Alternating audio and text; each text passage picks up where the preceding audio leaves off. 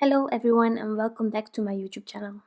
Today I have a Happy New Year's card to share with you using the Ice Princess and Friends stamp set from My Favorite Things. I am going to create a clean and simple card and I am going to focus on a specific area of my background to create something with ink blending. I'm going to create a bouquet effect. It has been a while, but I think it's really festive, so in case you want to create a card for New Year's, I think it's a great way to have some fun on the background. Now, as I said, I'm also going to create a clean and simple card with this effect. So I am only going to feature one image from the Ice Princess and Friends, which is this adorable princess.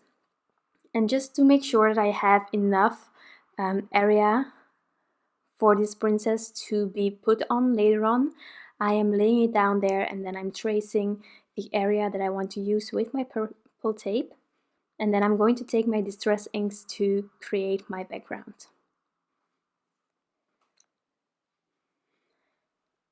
Now I wanted to have a really fun but also a really bright card, so I am using these fun colors: Squeezed Lemonade, I'm using Peacock Feathers, and my favorite Cracked Pistachio.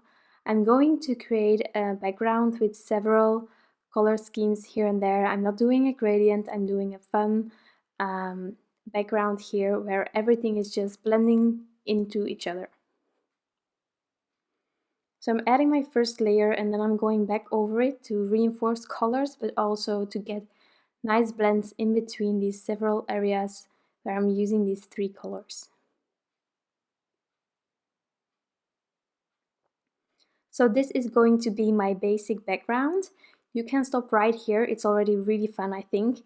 But if you want to add something more, you can take, for example, a bubble stencil that you have. I'm using the Bubbles stencil from Fawn. And I'm going to use these circular areas to add a bit of this white pigment ink.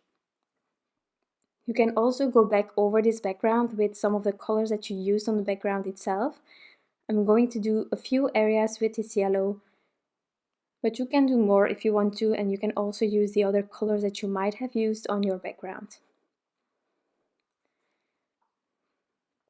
So I'm just deciding where I'm going to put which bubble here to get that bouquet effect. And I'm going to keep it quite limited, but you can definitely add way more and do more overlaps in between the different areas where you're adding these bubbles. Once you are happy with your background, you can take off that purple tape and you can let it dry. I started with my background because originally I wanted to do some white heat embossing for my sentiment, but I'm not going to do that after all. But in case, it's always handy to let your background dry a bit, definitely when you have ink blended on your background, so that the embossing powder isn't going to stick everywhere. But as I said, I'm going to do something different today. But first I'm going to color that gorgeous princess from this amazing stamp set. So in case you want to revisit color combinations and supplies, they will all be listed on my blog post. Currently there isn't a blog post yet, but I'm working on it, so I'm going to share it as soon as possible. But just bear with me, it's a really busy period, so here for the dress, I'm just letting those lines on the dress guide me to get my ink blending done. And I wanted this teal kind of dress because it's also one of the colors that I used in the background. If you replace the colors for your background into pinks and yellows, for example, I would have used pinks on this dress. I think yellow is always an option as well. I just think it's really fun to reuse a color that is also present in your background. It's fun, but it's also a way to make sure that your combinations will go together really easily. So the dress is going in this blue. I have the crown that will be yellow, so everything will refer towards the background. And then, well, skin tone, I'm just using my regular skin tone that I use all the time. It's E13, E11, E01 and E00, which is a really simple one. Normally I start with hair and skin tone, I don't know why I didn't do that today, but normally I try to start with the areas that I find the hardest to get it right, because this way I am sure that I'm not wasting my time with the rest, and then afterwards being unable to blend something. So normally I start with skin tone and hair. In the case you are a bit scared of coloring hair, I get it. I think it's really hard myself as well. But for these images in this stem set, for example, the hair, there are so many lines that I'm not going to do the flicking method. I'm just going to follow the lines that are already there, and I'm going to create a soft blend on each of the locks that are here. I'm just tracing one of the edges, and then I will blend it out with the other markers towards the rest so that everything is colored in. Really simple.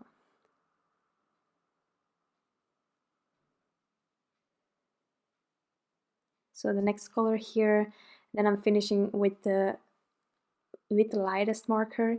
As I always do, I color from darkest to lightest because that works the best for me. By the way, the paper that I'm using is Transotype Perfect Coloring Paper, which is a great paper to color with your Copics. It can handle quite a lot of marker, and in case it is kind of reacting like it's oversaturated, just let it sit for a while or heat emboss it. No, not heat emboss it, but use your heat gun to set it, well, to let it dry quicker, and then you can go back in with your marker. So here I'm just adding a second layer. Most of the time I find that to help me with the depth that I want or with the blend that I want. So I'm just adding it, and it already gives so much more color towards the hair. And then I think that I colored everything. So I'm going to use the matching dies, going to die cut this lovely princess, and then I will figure out the sentiment. So for the sentiment, I ended up using the Bitty Banner alphabet from My Favorite Things, and I die cut it twice because I needed some letters more than what I die cut the first time around. So I wanted to add Happy New Year. So cutting it out twice is just perfect for this sentiment. So I have a ton of letters here. The rest that are, well, the letters that I'm not using today, I'm just going to keep in the back of this set. And then here I'm just figuring out where all of the letters are that I need. I think wonky works, but I'm going to add them all straight on top of the panel. Once I had everything straight, I used some present seal to help me lift everything up, and then I could just add some liquid glue in the back, and then I had everything perfect.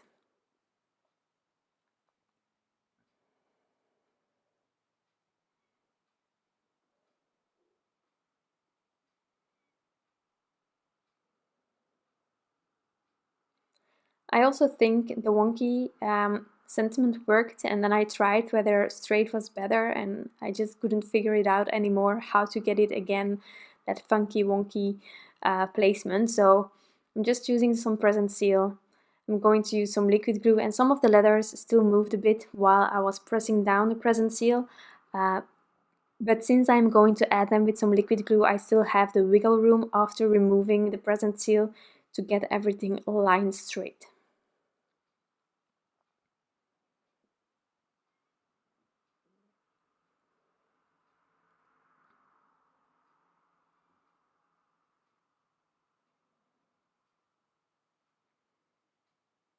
So there we go for the sentiment.